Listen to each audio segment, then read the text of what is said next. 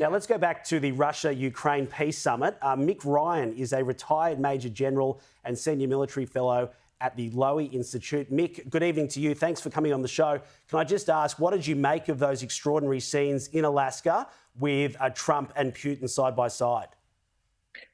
Well, good evening. It was a very extraordinary scene as we saw Putin get off his aircraft, smiling, being welcomed to America with a flyover of US Air Force jets, a smiling, back-patting President of the United States.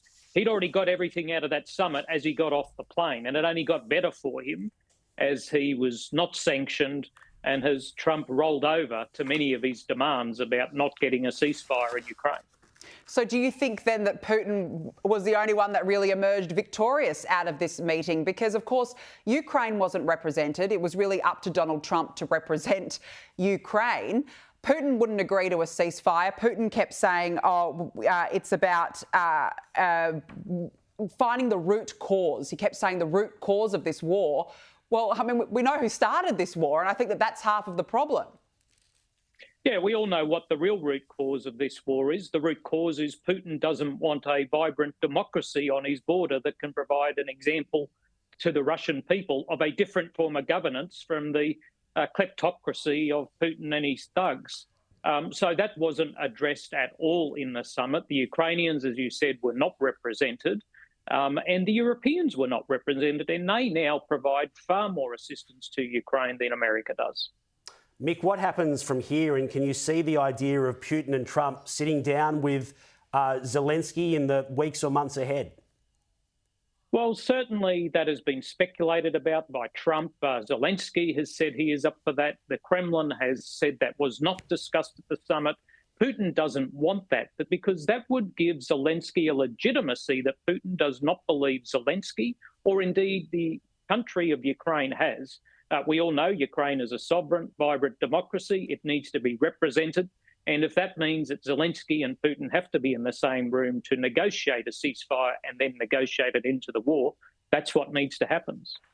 Can I just ask you, Mick, about the theatre of it all? We mentioned this earlier. I thought it was fascinating that this flyover where we had US fighter jets as Vladimir Putin and Donald Trump, here it is right now, walking on the tarmac, and you can see the fighter jets up ahead. How much of this was a power play by Donald Trump? I think quite a bit of it was, and actually I thought it was quite clever. A few years ago, Putin brought an Alsatian dog to a meeting with Angela Merkel of Germany because he knew she didn't like dogs. Well, Trump has upped Putin in that game and said, here's some stealth fighters and bombers that Russia could never build, and I'll show you. So I thought that was quite clever theatre, but overall, Putin went away from this summit very happy indeed. Can I just ask you, Mick, about where Australia sits in all of this? And we know that this week the Prime Minister decided to join a range of countries, including the UK and France, and recognise Palestine at a summit that's coming up. We haven't had a meeting with the US President yet. There's been all sorts of speculation about AUKUS.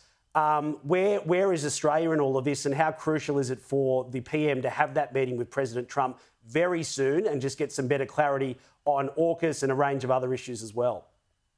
Well, first, it's important for Australia to show its solidarity with Ukraine. It needs to provide more aid. It hasn't provided any assistance in this calendar year, other than the arrival of tanks that were promised nearly a year ago. So it needs to show more solidarity with Ukraine, the people of Ukraine and the diaspora who live in Australia. But, the Prime Minister of Australia should be able to pick up the phone and have a conversation with the President of the United States. That no longer appears to be the case, either through lack of confidence or arrogance. And, this is a terrible situation. This is our closest security relationship. America provides an enormous amount of foreign direct investment in Australia. We need to rectify this situation quickly.